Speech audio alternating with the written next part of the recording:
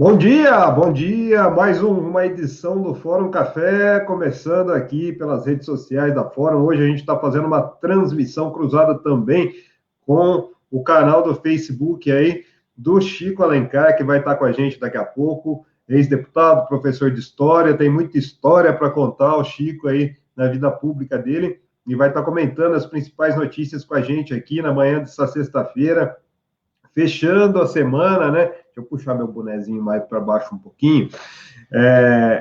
Fechando a semana aqui, dando um bom dia para o Leonardo Reis, né? Bom dia a todos e todas. Acho que além do Queiroz, a esquerda deveria se focar na corrupção, que significa a venda de nosso patrimônio. Infelizmente, o termo rachadinha é usado pela direita para minimizar. Pois é, né, Leonardo? A gente vai falar disso.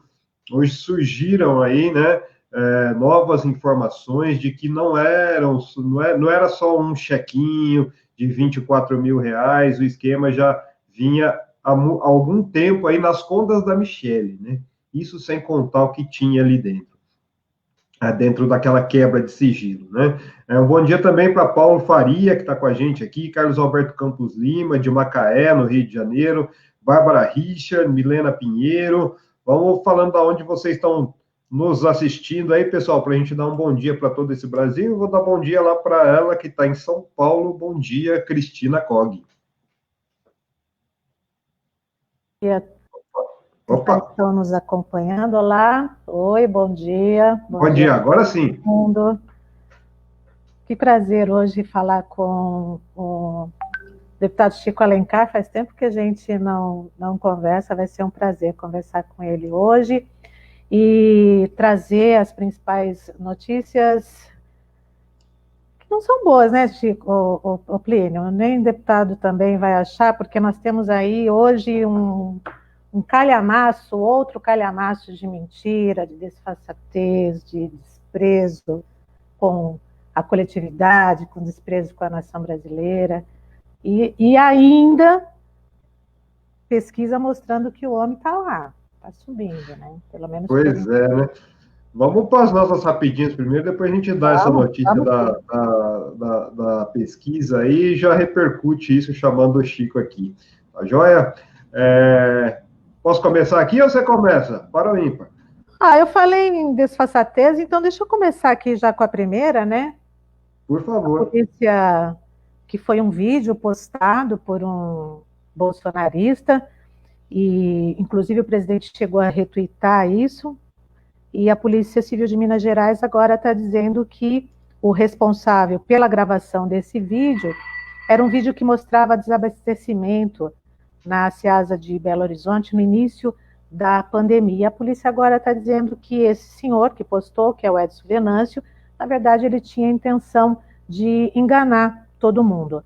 Essa gravação chegou a ser compartilhada, como a gente disse aqui, pelo presidente Jair Bolsonaro, que obviamente pegou isso aí para aproveitar esse vídeo que mostrava um desabastecimento que não era daquele momento da pandemia, ele aproveitou para acusar os governadores de promover, na época ele disse, tuitou, né? Fome, desemprego e caos na pandemia. O conteúdo do vídeo, no entanto, foi desmentido na ocasião mesmo pela imprensa, e o ex-capitão acabou apagando a publicação. Agora é a polícia que está dizendo que isso aí era mentira. Pois é, né? Mais uma, né? Mais uma para conta. Aqui, falando em mentira também, viu, Cris? Ontem a gente publicou uma matéria aqui do Vitor Farinelli, que é bem interessante, que é uma reportagem da revista britânica Public Health Nutrition, que fala justamente que a Coca-Cola pagou $1,5 milhão por um estudo científico para minimizar os efeitos aí dos refrigerantes na obesidade, né? Essa matéria que foi publicada na revista britânica apresenta e-mails enviados pela empresa e 2 universidades nos Estados Unidos, pertencentes à Rede Global de Balanceamento de Energia, entidade lá estadunidense que é dedicada aos estudos sobre a obesidade. E os estudos aí são da Universidade da Virgínia Ocidental e a Universidade de Colorado. Juntas aí, elas receberam, então, $1,5 milhão, isso em 2015, para produzir um estudo que concluiu que o principal motivo da obesidade na população estadunidense é a falta de exercícios físicos, e que indicou que o consumo de bebidas gaseificadas não teria tanta relevância, né? Lá nos Estados Unidos tem aqueles copões, né, que servem no McDonald's, nesses Burger King da vida, gigante de refrigerante. E a gente vê muito isso. Inclusive, esses dias atrás, a gente soltou aqui pelo blog do Criar Filhos uma matéria sobre a Nestlé. Inclusive, o presidente da Nestlé aqui no Brasil também, ele minimiza essa questão de que o açúcar causa obesidade, né? Falando em disfarçatez, essa disfarçatez nessas transacionais também é cada dia maior, né, Cris? E querendo justificar, você faz um estudo para justificar o quê, né? Todo mundo sabe disso. A Michelle Obama cansou de fazer campanhas nos Estados Unidos, né, Plínio? É óbvio que a falta de exercício contribui, mas é óbvio também que tomar Coca-Cola, que é uma grande concentração de açúcar, gente, é você querer negar.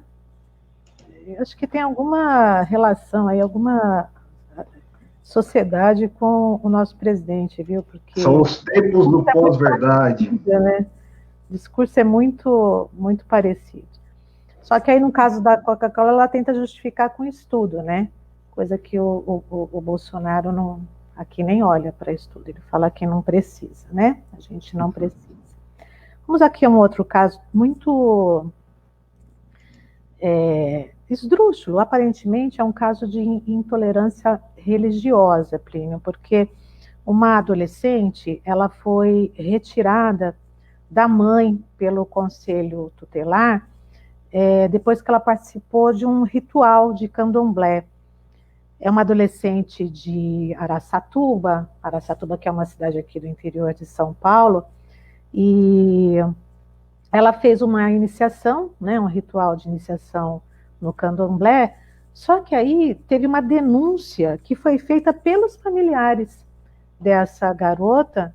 Eles foram até o conselho tutelar dizer que ela havia sofrido maus tratos e também abuso sexual. Uma das denúncias foi movida pela avó da jovem, que é evangélica. E aí, com isso, de acordo com uma reportagem do UOL, a defesa da família afirma que o caso é de intolerância religiosa. A primeira visita do conselho ao terreiro onde a menina fazia o ritual de iniciação, que é uma espécie de batismo, né, do candomblé, envolve raspar a cabeça e ficar no local até 21 dias. Aí o conselho foi até esse local no dia 23 de julho e a própria adolescente disse aos conselheiros e aos policiais que não estava sofrendo nenhum tipo de abuso, ao contrário, que ela era uma opção, né, religiosa, que ela estava dando início com o seu batismo. Mãe e filha, no entanto, foram levadas para a delegacia e a jovem precisou passar por um exame de corpo de delito, no IML, no Instituto Médico Legal, que não encontrou nenhum tipo de hematoma ou lesão. Quer dizer, não houve nenhum indício de agressão. Ao que parece, é mesmo um caso de intolerância religiosa. Pois é, o que mais estranha aí nesse caso é o fato da Defensoria Pública, né, do Conselho Tutelar, das autoridades, né, tomarem partido sem ouvir pelo menos os dois lados aí, né? A própria menina, a mãe da menina, diz que a menina agora está com a avó e chora para voltar para casa. São umas coisas. Enquanto isso, né, a gente tem uma outra notícia também envolvendo essa questão desse uso da religiosidade, né? O Reginaldo Manzotti, que é um padre, que inclusive teve numa reunião lá no Planalto com o Bolsonaro, ele é dono da associação Evangelizar é Preciso, que tem rádio, tem TV, e ele foi um dos padres que participou da reunião com o Bolsonaro para oferecer mídia positivo para ações do governo na pandemia do coronavírus. E ontem, né, ele participou do programa Pânico e falou que o coronavírus não é um castigo de Deus, mas foi permitido por ele. O que mais me impressiona, Cris, é assim, Quando que as pessoas vão deixar de terceirizar a culpa, né? Terceirizar as coisas, porque Deus quer, porque Deus não quer, e começar a assumir as responsabilidades, né? Esse padre é um irresponsável falando essas coisas, né? Por que que não assume a responsabilidade? Aqui nós somos humanos, quem está fazendo as coisas com o planeta, né, somos nós mesmos, né? Inclusive nessas questões de intolerância, de não saber conversar. Então é muito fácil quando a gente terceiriza as coisas. A gente está acompanhando esse caso também, e ele disse aí que as lições, né, que coloca num Deus culpador aí, né, sinceramente, não sei se passada a pandemia teremos aprendido a grande lição com essa consciência de casa comum. Pois é, ele que deveria expandir um pouco mais a consciência e fazer comunicação de uma forma propositiva, de uma forma que coloque debates que são realmente sérios, né, de uma forma séria no tema aí. Mas, enfim, daí tem notícia do Líbano, né? Uma notícia do Líbano aí.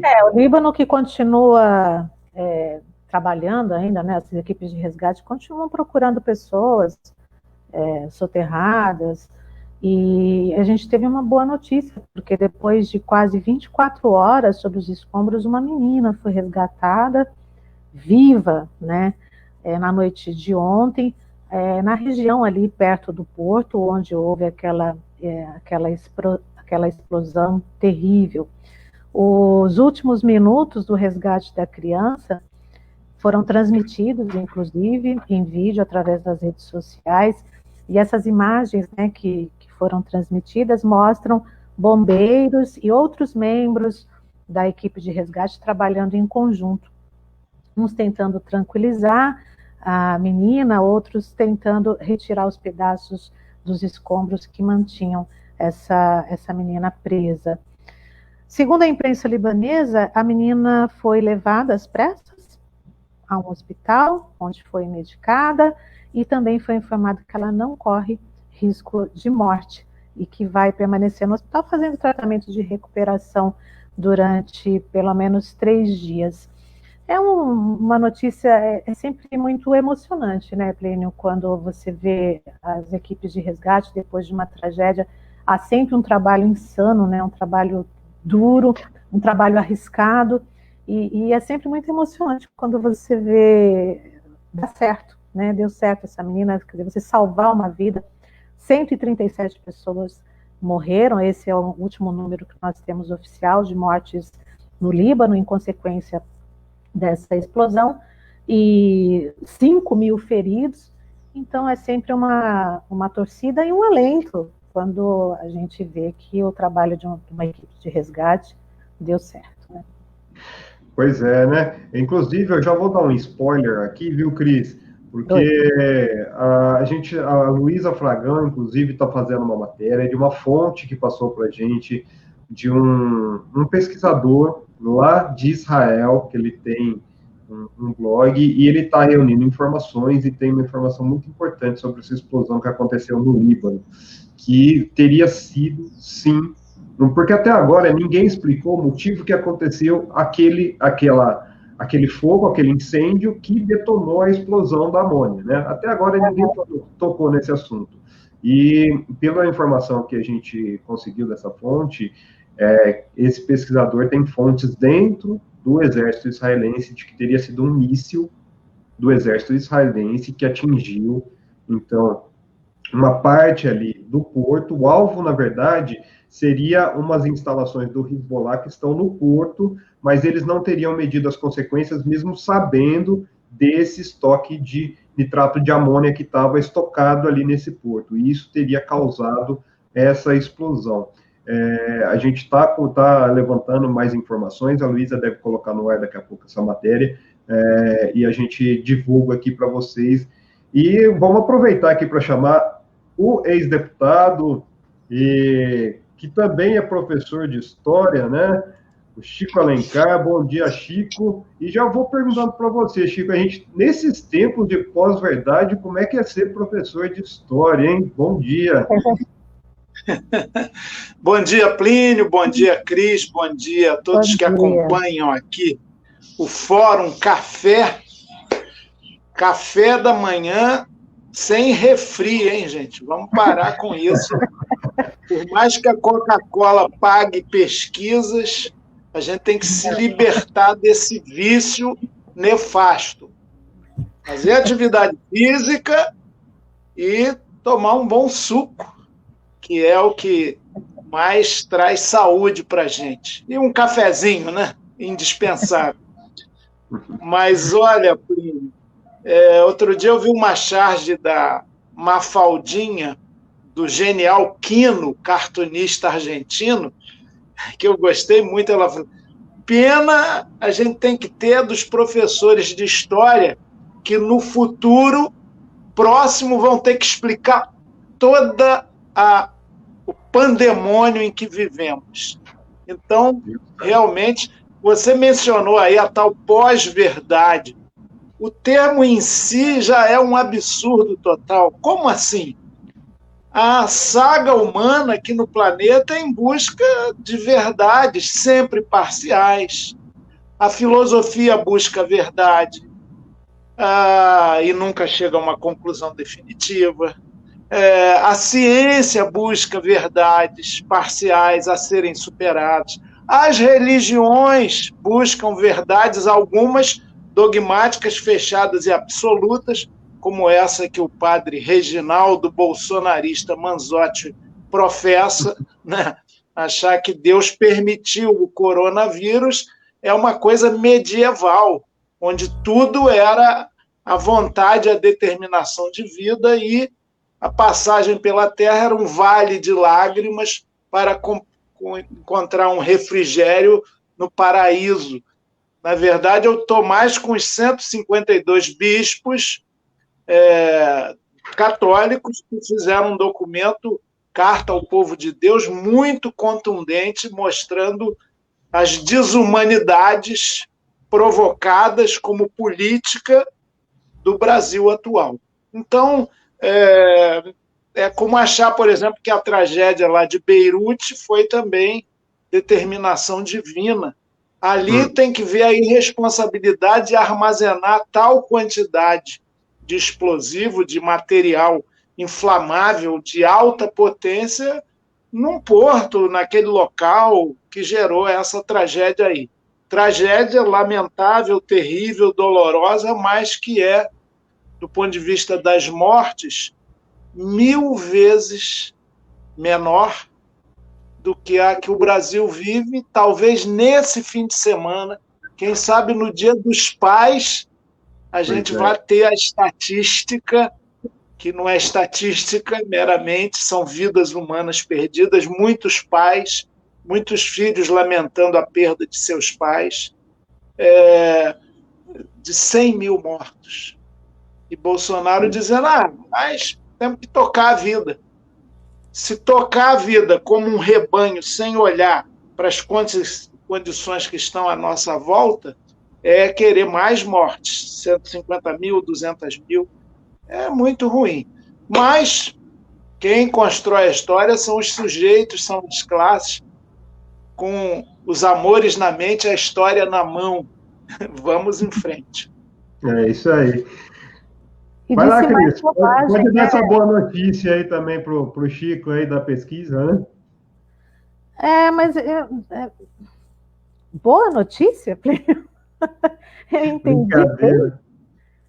Essa é uma pesquisa do Poder mostrando que o presidente Bolsonaro está com 38% num cenário agora.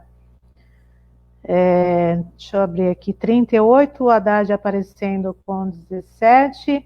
Isso porque a economia vai do jeito que vai, as bobagens são ditas todo dia, as mentiras são feitas, não todo dia, mas a cada minuto, e o Bolsonaro continua liderando, pelo menos, essa pesquisa de intenção de votos feita pelo Poder para 2022.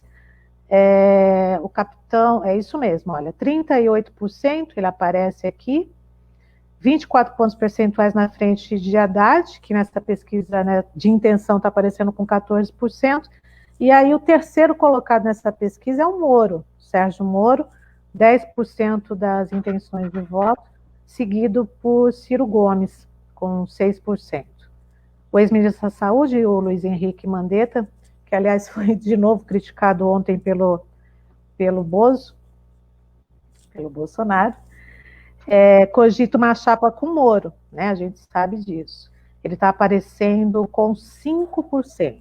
E aí fecham a lista os governadores de São Paulo e João Dória, com 4%, e o Flávio Dino, do PCdoB do Maranhão, com 3%. E aí tem os brancos e nulos somando 12%, obviamente um índice muito alto, porque tem muita gente que ainda não está pensando no quadro de 2022. E 8% dos entrevistados ainda dizendo que não sabem, não quiseram responder essa pesquisa. Agora, como é que a gente explica, Chico? Tem a ver com a tentativa de extensão, por exemplo, econômica do emergencial? Porque como que justifica, né? É tanta bobagem dita todos os dias. Não é nem bobagem, porque bobagem a gente dá risada, né, quando a gente ouve. É uma afronta mesmo. Todo dia tem uma talagada assim, de agressão verbal e agressão de ação também. E, entretanto, a pesquisa aponta que o Bolsonaro vai subindo, né? Isso tem a ver com a tentativa de segurar, aí, do ponto de vista, esse dinheiro, essa ajuda até o final do ano, pelo menos? Ô, Cris, eu vi pesquisas anteriores, essa eu não vi, que apontavam na mesma direção. Um aumento da popularidade do Bolsonaro, em especial nos segmentos mais empobrecidos e do Nordeste. E lá ele tomava de lavada em qualquer pesquisa, cotejando nomes públicos para a presidência do Lula, por exemplo. Continua perdendo para uma eventual disputa com Lula, se o Lula se livrar dessas amarras aí lavajatistas que o condenaram em segunda instância. De qualquer maneira, sabe que eu não me assusto muito, não? Primeiro, há uma tendência numa pesquisa há 2 anos das eleições, caso o Bolsonaro não seja, como seria de bom senso, empichado antes, mas porque o número de crime de responsabilidades que ele cometeu é imenso, né? De qualquer maneira, é um retrato desse momento em que o auxílio emergencial está sendo muito impactante e atingiu mais de 45 milhões de famílias. Isso não é irrelevante. E as pessoas recebem aquele dinheirinho lá, R$600, é mais do que o Bolsa Família paga. E vão lá retirar na Caixa Econômica, onde seja, isso impacta. Isso fala, e o Bolsonaro conseguiu também essa habilidade falsa, mentirosa, mas eficaz, como na campanha, aliás, ele disse que era contra o sistema, contra tudo isso que está aí, honestíssimo, e teve êxito em 2018. Pois bem, ele conseguiu passar a imagem de que o auxílio emergencial é a iniciativa dele. O Brasil tem uma cultura ainda fortemente patriarcal, paternalista, da benfeitoria. Nosso próprio capitalismo é um capitalismo de compadrio. Então, o clientelismo político é muito forte. Ora, aí as pessoas mais desinformadas, na pobreza grande, recebem esse dinheiro e agradecem a quem? Ao presidente. Tem até uma espécie de cultura meio monárquica ainda, do grande chefe, vem do coronelismo. Então, isso, o Vitor Nunes Leal tem um livro clássico chamado Coronelismo, Inchado e Voto, em que ele mostra como aquele Brasil rural acaba controlado politicamente, mesmo na República, por grandes poderes locais que manipulam verbas públicas, que fazem benefícios, concessões, bondades. A cultura ainda é muito da carência e não dos direitos dentro da nossa gente. Então, isso é compreensível. Mas, veja, 38% não é maior que a maioria. Se somar todos os que indicaram nomes que não o do Bolsonaro, e olha, Moro, tá, embora ambos sejam da extrema-direita, Bolsonaro e Moro, de uma concepção de mundo, de vida e tal, extremamente conservadora, ele está em franca oposição. Bolsonaro e sua máquina de ódio já colocam o Moro como grande inimigo. Mas soma o voto nessa pesquisa aí, do Haddad, do Moro, do Ciro, até do Mandetta, surpreendente, 5%, e dos que não têm, você mencionou quantos não tem escolha? 8%? Deixa eu checar aqui novamente. 8%. Olha só. Está aqui. Perdi aqui. Espera lá. 8% não sabem ou não responderam, né? Brancos e nulos, 12, é isso? 12, né? Estou tentando pegar o número correto. Aqui, ó.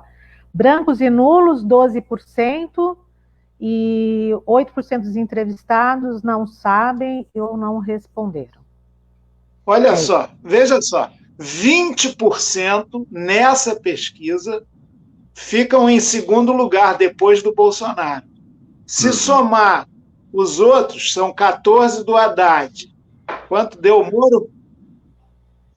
O Moro, 5%. O Moro? Só 5%? Não, o Mandetta, 5%, Sérgio Moro, 10%, e aí depois o Ciro 29. Gomes com 6%. 29, 35.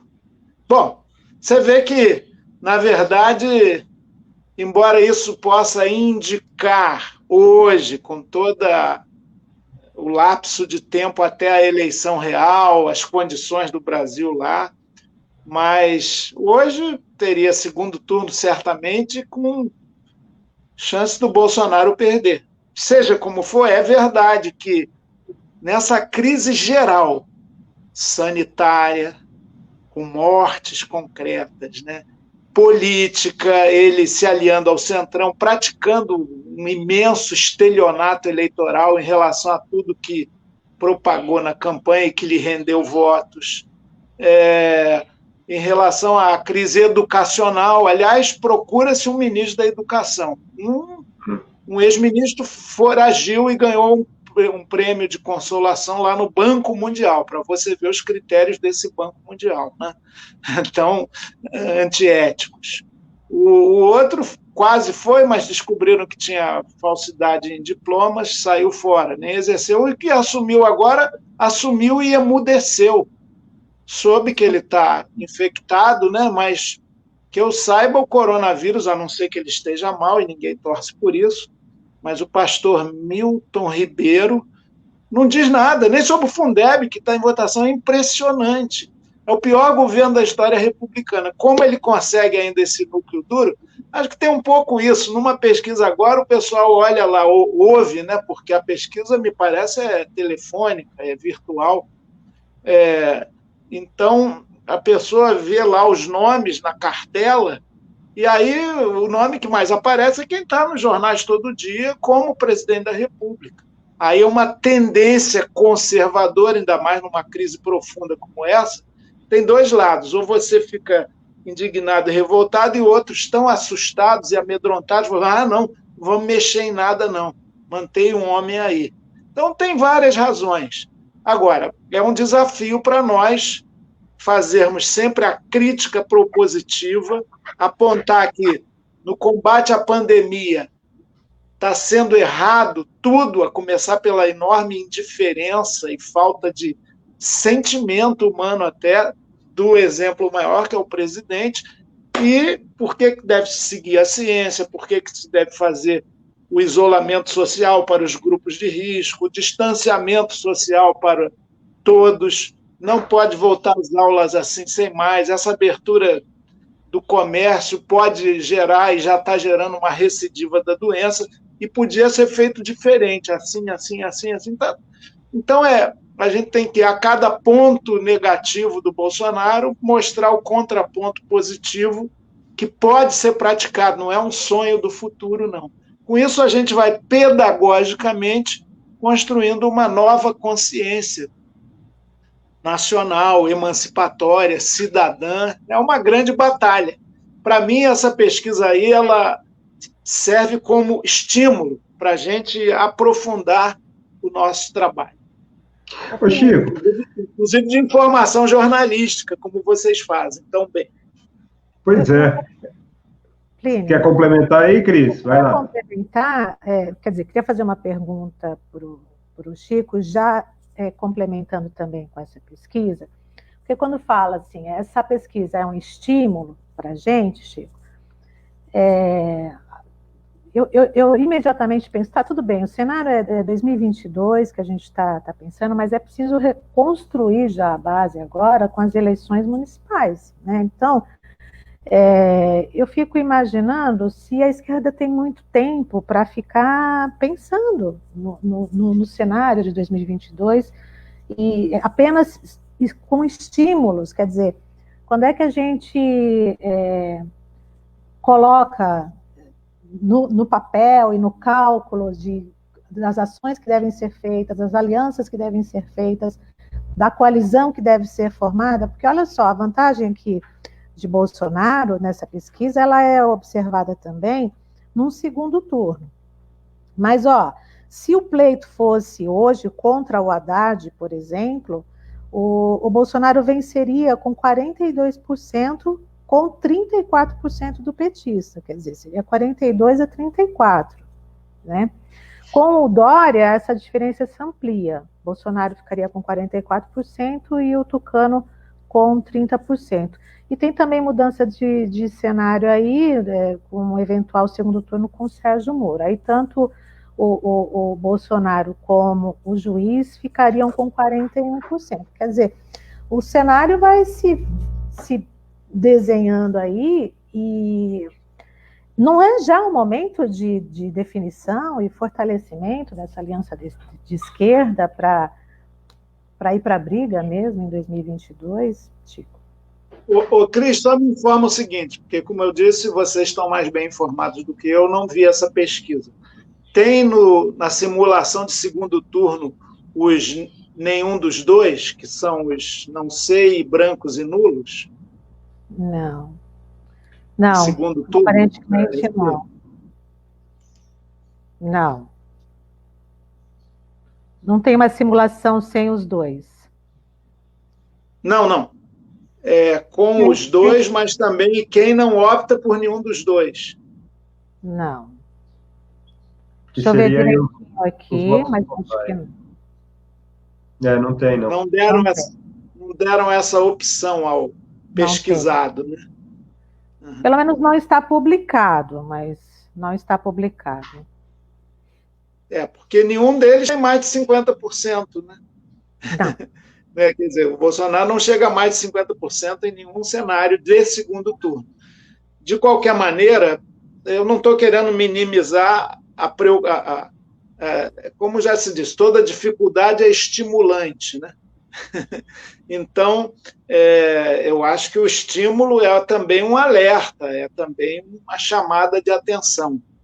Defendo que todos os partidos do campo progressista, defendo isso, mas a vida real não tem contemplado isso, inclusive aqui no Rio de Janeiro.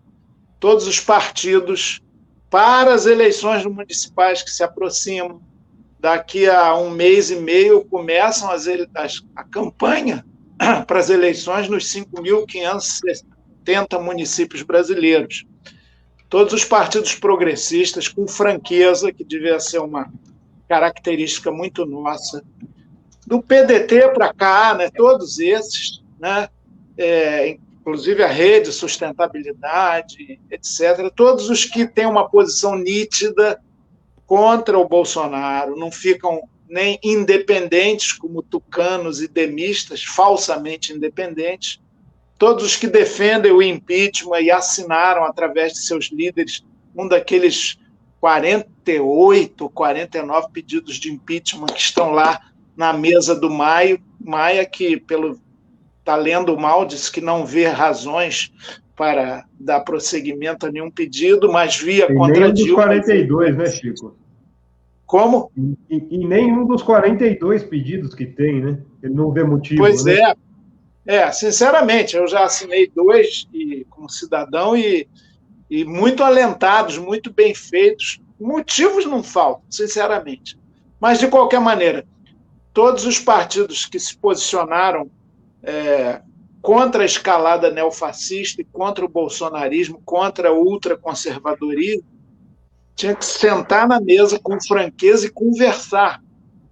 Primeiro ponto, temos pontos em comum para a gestão da cidade, seja pequenininha, lá na sua Minas Gerais, Plínio, Vila Risonha de Santo Antônio da Manga de São Romão, do norte de Minas.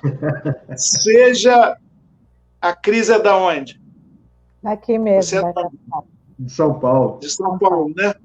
Uhum. Bom, seja de Pindamonhangaba, em São Paulo, Santa Rosa de Viterbo, terra da minha mãezinha querida, que já partiu.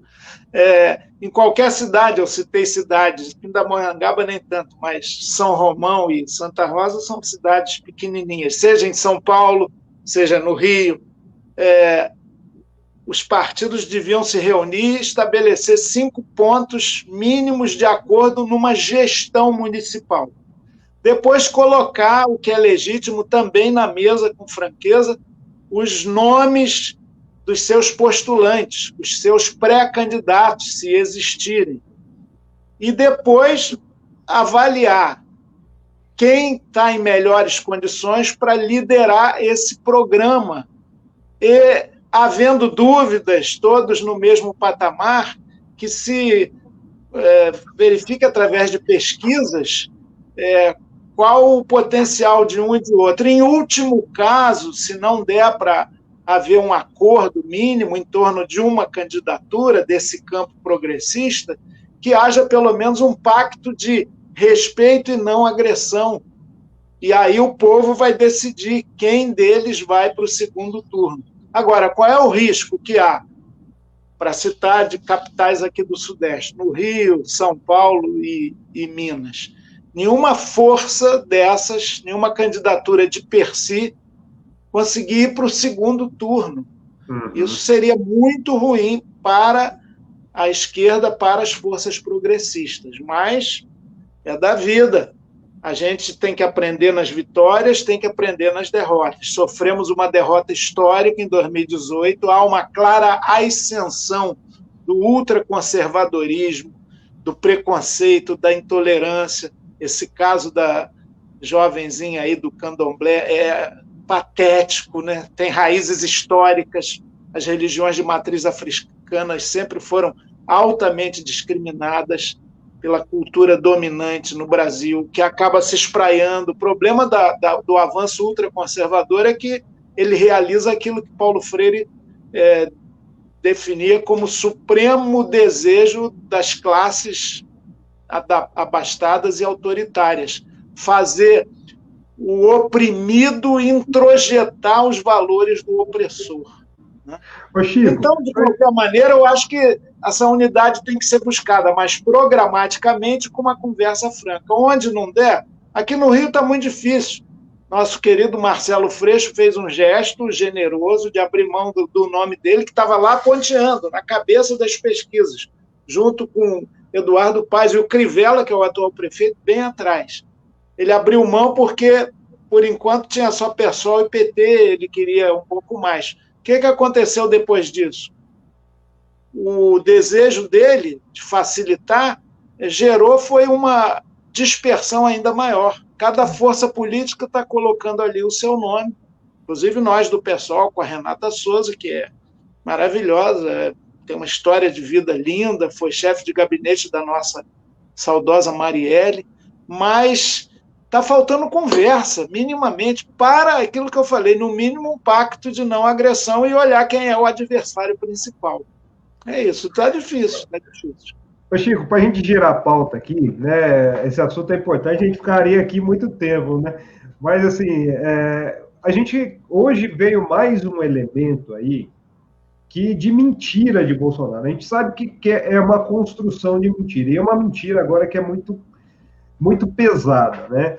Em relação àqueles depósitos que foram feitos, né, na conta da Michele Bolsonaro, lá em 2018, até então era um depósito de R$24 mil, e ele justificou, né, o Bolsonaro justificou que seria um empréstimo ao Queiroz, de R$40 mil.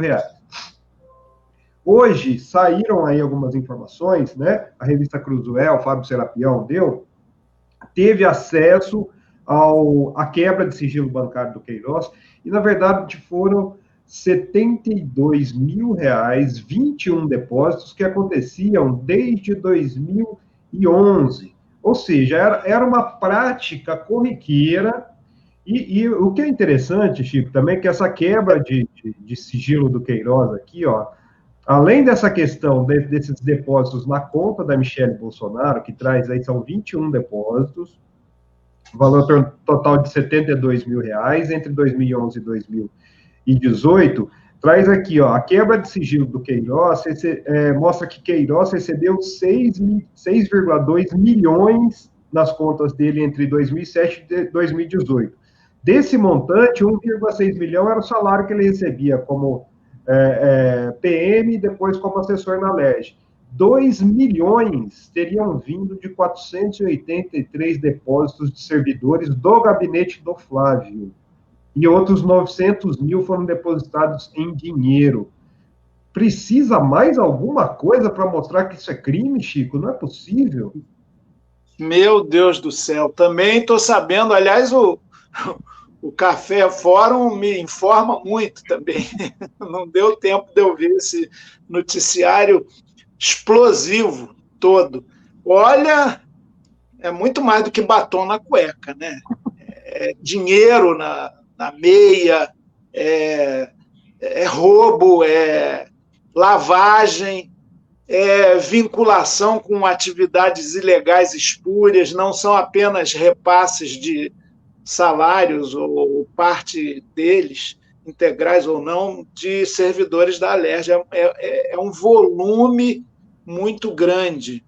E no caso da, hoje, primeira-dama, né, que o pessoal jocosamente tem chamado de Micheque, a dona Michele, sinceramente, o Bolsonaro está flagrado numa mentira descarada. Ela recebeu mais que o dobro, pelo visto. Eu não sei se tem uma periodicidade desses quase R$72 mil, mas tem cara de mesada, ou sei lá, é algo que... eu quero ver o que o Bolsonaro vai explicar, né? Sim, fala, Plínio, porque eu também não vi a matéria. O Plínio está sem o áudio. Liga o som aí. Aí, foi bem dividido, pelo que a matéria mostra, entre 2011 e 2018, mas além dessa questão da mentira, né, do Bolsonaro, que ele falou que havia sido um empréstimo, não foi detectado nenhum depósito do Bolsonaro na conta do Queiroz, quer dizer, não foi pago. Se fosse um empréstimo, ele teria depositado na conta. Você não dá 40 mil em dinheiro na mão do rapaz, a não ser que você tenha algum esquema de recebimento muito forte de dinheiro, né? Dinheiro em espécie. Que a gente sabe quem tem isso, né, Chico? Lógico. O mais preocupante foram 900 mil aqui, né? O que eu chamo a atenção, 900 mil em depósito em dinheiro, em espécie, e esse valor de 483 servidores da LERJ. Quer dizer, isso comprova que era um esquema que eles recebiam e passavam o dinheiro para o Queiroz, né? Não precisa mais nada, né? Lógico, e mais. Quem são esses servidores? A mãe do chefão da milícia e do escritório do crime, o matador morto na Bahia, mais recentemente, Adriano da Nóbrega, que eu vi Bolsonaro elogiar na tribuna da Câmara, no microfone da Câmara, dizendo que ele estava sendo perseguido pela justiça, que compareceu ao julgamento dele, era uma pessoa muito honrada. Vários parentes do próprio Queiroz, que é policial militar também, o provável executor da morte, não o mandante, da Marielle, está preso, Rony Lessa, vizinho do Bolsonaro, é muita proximidade com aquilo que eu chamo de gangsterização da política. E essas mentiras todas. Antes de ontem, o Flávio Bolsonaro, um dos zeros do presidente, o 01, que foi deputado estadual aqui, onde Queiroz mandava e desmandava, ele deu uma entrevista ao Globo. Pelo visto, fez um acordo lá e falou, se me perguntarem sobre o Adriano da Nóbrega, eu não vou responder, porque os bons jornalistas que fizeram, até os conheço, a entrevista, não perguntaram nada sobre os vínculos com milicianos. Ficou essa lacuna. Mas mesmo o que ele falou, inclusive, qual é o problema do Queiroz ter pago a conta do plano de saúde ou a conta da mensalidade escolar das minhas filhas? Isso você não pode pedir um favor a um amigo? Bom, hoje em dia, sinceramente, já faz tempo, as facilidades eletrônicas não demandam que você vá pedir para uma outra pessoa, você faz a transferência eletrônica, mas ainda assim, vamos lá, ele fala assim, além do mais, ele pagou e eu imediatamente dei o dinheiro para ele, do que ele pagou. Por anos... 10 mil reais no bolso, né? Só que o próprio jornal o Globo ontem constatou, através das investigações do Ministério Público, que, a exemplo do Bolsonaro, do pai, o Flávio também não fez nenhum saque nem nenhum depósito para o Queiroz. Ou eles operam só com dinheiro vivo, que é dinheiro sujo, nessas somas altas, ou são mentirosos contumazes. Ali é esquema criminoso, corrupto, que precisa ser seriamente investigado. Mais uma razão para impeachment, isso é indefensável. Eu estou doido para ver essa matéria da Cruzoé, porque, pelo visto, tem muita substância, né? E, de novo, nesse caso que apavora o Bolsonaro, ele ficou quietinho, não só porque alguns orientaram que ele estava brigando muito, se desgastando, mas também, coincidentemente, a partir do momento em que o Queiroz foi preso. Se o Queiroz muda de ideia e resolve delatar, ele está com todos os favores possíveis, inclusive prisão domiciliar, até da mulher foragida, caso único no mundo, uma foragida da justiça ganha o benefício da prisão domiciliar. E ainda com argumento machista, para cuidar do marido. Brincadeira. Mas, olha, eu acho que... histórias, né, Chico? Não tenho o que falar aqui. O Leonardo Reis está falando aqui, inclusive, talvez por isso queiram cédulas de 200 e daqui a pouco 500. As atividades bancárias são monitoradas, com dinheiro em espécie é mais fácil lavar a grana.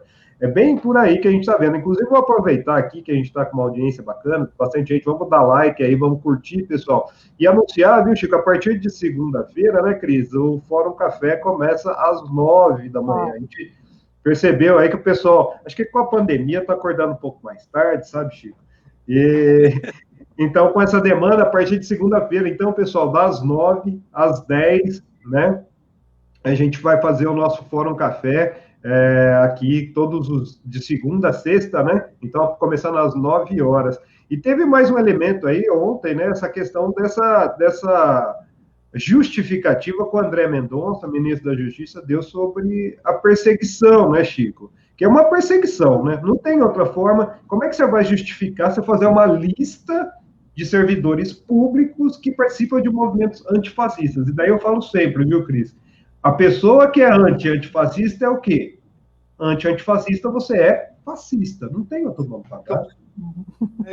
O fascismo tem essa característica de delimitar posições. Ele é uma proposta de extrema-direita, praticada realmente no século passado, o nazifascismo e seus congêneres, o Estado integral do salazarismo em Portugal, o franquismo na Espanha. Tem vários modelos de um mesmo projeto extremamente... Eu não gosto da palavra radical, porque radical é positivo, é a raiz das questões, extremamente sectário, perverso, unificador e eliminador das diferenças. Ora, fazer um dossiê que, olha a mentira também, esse ministro da Justiça, o Mendonça, nega, diz que ter atividades de inteligência sigilosas que não podem ser compartilhadas sequer com a justiça, é normal. Olha a concepção dele, autoritária, fascistoide, sim, mas que não houve dossiê, quando a gente sabe que um organismo lá do Ministério da Justiça, coordenação integrada, não sei, parece DOI-CODE, do tempo da ditadura. Essa coordenação integrada andou pedindo informações a vários ministérios e mandou também a lista com foto, muitas vezes, com endereço pessoal. Eles mapearam, sobretudo, servidores de áreas de segurança e 4 acadêmicos, professores, que eu conheço, aliás, a começar pelo nosso conterrâneo aqui, o Luiz Eduardo Soares, que são especialistas em segurança pública. Então, eles tentam fazer aquilo que o Bolsonaro, na reunião ministerial de 22 de abril, aquela reunião do alto escalão, de baixíssimo calão, ele falava o tempo todo, eu quero uma segurança para mim, eu estou sendo pouco informado, eu quero inteligência, tenho a minha segurança própria, eu tenho que fazer isso, cadê os órgãos que tinham que me proteger? Vai que ferram, ele não usou essa expressão, algum familiar meu. É incrível a disfarçatez e a máquina de espionagem que eles estão tentando montar. Esse Mendonça mentiu descaradamente para o Supremo Tribunal Federal agora. Tem dossiê, sim, tem espionagem, tem tentativa de montar uma máquina neofascista de controle da pessoa. A gente tem que responder com mais democracia. Aliás, o Bolsonaro não falou, não se revelou agora a revista Piauí, que ele vou intervir, pensou e propôs cercar com tropas o Supremo e destituir todos os ministros. Com o tempo, ele foi vendo que não dava, mas outros ministros generais falaram, boa ideia, vamos lá, capitão. Quer dizer, é uma desgraceira total. É o neofascismo em escalada. Desculpe, Cris, eu te interrompi. Não. E a live do presidente, o Plínio? Vamos colocar aqui o Rocha, né? O Lucas Rocha acompanhou. E daí a gente volta aí, você puxa essa conversa com o Chico, porque eu não aguento mais essas lives, viu, Chico? É das quintas à noite? Das Teve sanfoneiro? Então, vamos ver aqui, o Lucas Rocha, que é nosso repórter, acompanhou ontem. Vamos ver aqui o que o Rocha tem para falar dessa live. Bom dia, Plínio, bom dia, Cristina, bom dia a todos e a todas que acompanham a Revista Fórum. Ontem o presidente Jair Bolsonaro voltou a causar polêmica em sua live presidencial. Ele decidiu requintar teorias conspiratórias sobre os números do novo coronavírus, né? Sobre as mortes do novo coronavírus, que já chegam a 98,5 mil e se aproximam das 100 mil. Né? Ele estava ao lado do ministro interino da Saúde, general Eduardo Pazuello, quando fez as declarações dizendo que os governadores inflam os números para causar pânico na população. O presidente decidiu fazer uma piadinha quanto aos novos hábitos que devem ser adotados em razão desse período, né, de pandemia. O ministro Eduardo Pazuello falou que serão novos hábitos, quando uma pessoa espirrar do seu lado, você não vai dizer mais saúde. Aí Bolsonaro decidiu complementar, dizendo que se alguém espirrar do lado dele, ele vai dar um tiro. Além disso, o presidente decidiu fazer uma comparação, né? Imaginar um cenário em que Fernando Haddad, o ex-ministro Fernando Haddad, que concorreu com Bolsonaro no segundo turno das eleições de 2018, fosse o vitorioso. Ele falou, imagina se ele tivesse vencido as eleições, se ele estaria apoiando o fechamento de tudo. Então eu deixo essa pergunta para vocês, Plínio e Cristina. Imagina só. Pois é, eu vou falar para vocês, viu? O Haddad chegou até a responder isso, viu, Chico? Que é tanta disfarçatez, tanto tralalá que ele fica ali, isso diante de um país que está chegando a 100 mil mortes, menosprezou de novo, né? E o Haddad falou aqui, ó, ele respondeu para o Bolsonaro, enquanto sua família lavava dinheiro, o outro cara, que é ele, né, abria universidades, né, Cris? Por isso que quando a gente começou, eu tinha ouvido o repórter da Fórum, você dizer, se alguém espirrar do meu lado, brincar, né, brincar com essa situação, brincar com quase 100 mil mortes no país, brincar com como fazer um embate dessa pandemia, porque é brincadeira, né? Ele não faz, mas ele disse, inclusive, Chico, que fez o possível, está fazendo o impossível e o possível por essa pandemia. E imediatamente faz uma brincadeira dizendo, se alguém espirrar do meu lado, eu dou tiro. E aí eu te convido, Chico, a pensar e a responder sobre mais essa... Como é que a gente adjetiva, Plínio? É loucura, né? É loucura. A balbúrdia, né? Vamos usar uma palavra que eles gostam de usar para a educação, né, Chico? Balbúrdia que existe no Planalto hoje. O Celso Rocha de Barros, colunista da Folha, no ano passado, ele fez um artigo sobre a importância do COAF no desvendamento desses esquemas de dinheiro, dessa lavagem, para conter que os milicianos, essa organização criminosa particularmente forte no Rio, berço político dos Bolsonaro, estivessem fazendo churrascos no Palácio da Alvorada nos fins de semana e controlando totalmente o governo. Mas eles não foram alijados de lá para cá. Essas revelações dessas tenebrosas transações financeiras do 01 e do próprio Bolsonaro são reveladoras disso, de um esquema criminoso que tem que ter a investigação a mais profunda, embora eles estejam querendo blindar. Pois é, e ele lembra que o Bolsonaro ele vem, na sua formação política tosca, dos estratos mais violentos do regime militar. Ele, como capitão reformado, ele sempre foi vinculado aos setores golpistas que estiveram no poder a partir de 64, mais sanguinários, mais violentos, que montaram a máquina do terrorismo de Estado no Brasil. Não por acaso ele sempre proclamou e declarou que tinha como ídolo maior o coronel Brilhante Ustra, chefe da tortura.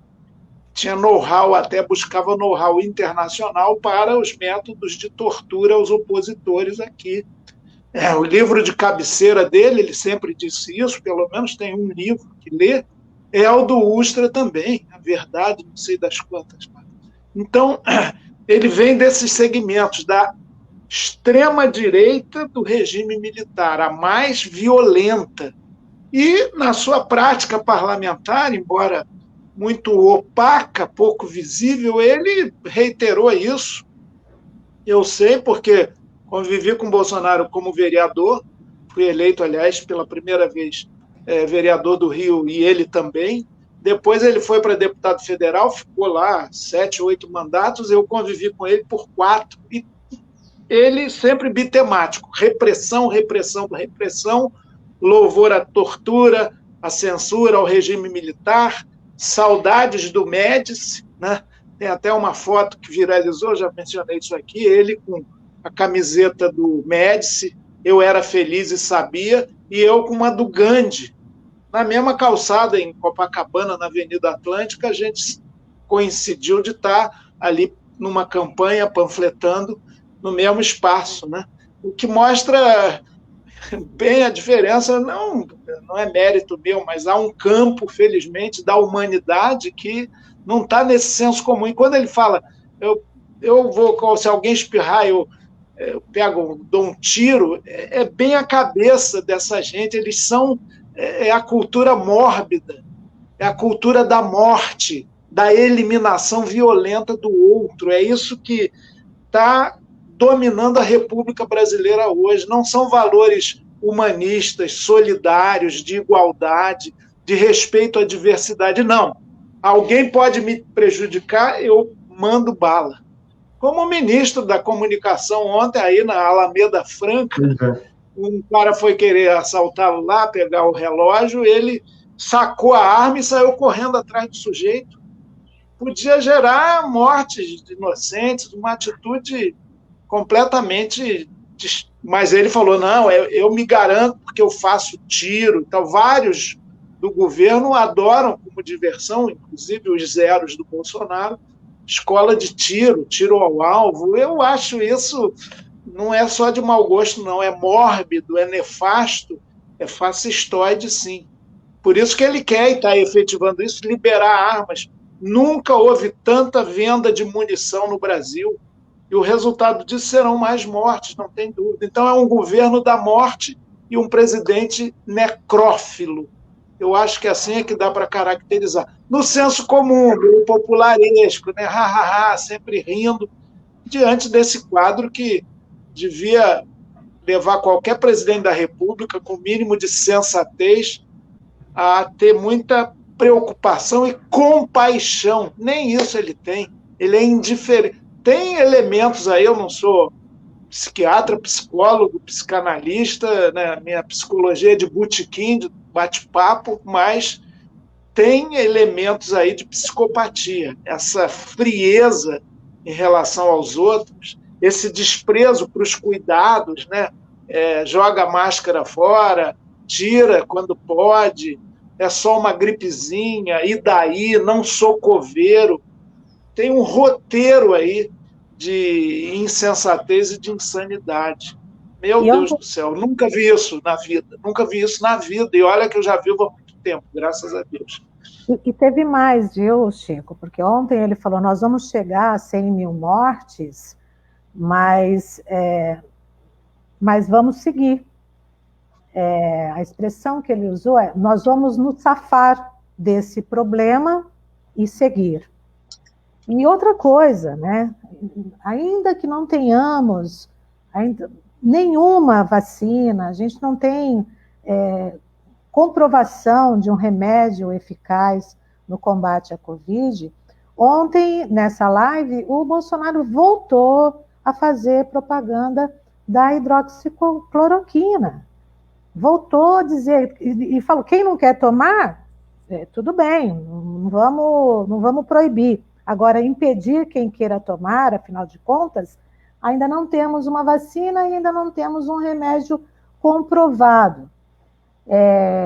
Mas aí, ele já havia feito nessa live uma comparação com o HIV, o Pazuello fez também, do Covid com o vírus da HIV, e aí nessa comparação ele termina, muitas doenças estariam sem cura se o médico não tivesse a liberdade de trabalhar fora de bula.